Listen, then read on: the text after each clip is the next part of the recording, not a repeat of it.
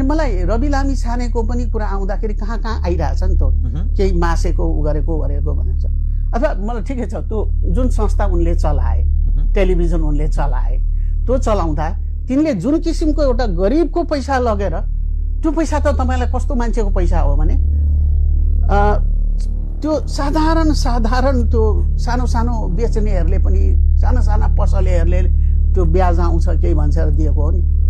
अब तपाईले देख्नु भएको छ कि छैन उहिले हामी देख्थ्यौं पनि हामीलाई सुनाउँथे पनि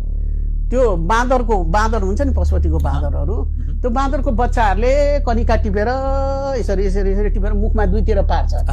ढेँडो आउँछ पक्क पारेर खत्त खाइदिन्छ त्यस्तै हो त्यो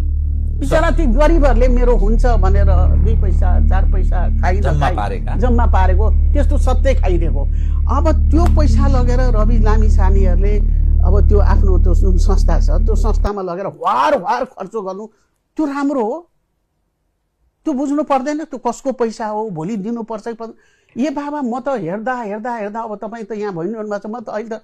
यस्तो कस्तो फिल हुन थाल्यो यो मुलुक हेरेर त भने जमिन त बिको मान्छे त बिके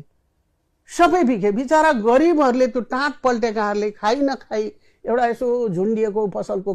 केरालाई पनि यसो हेरेर नखाएर यसो एक पाउ मासु पनि नखाएर त्यस्तो गरेर जम्मा गरेको रकम खाइदिए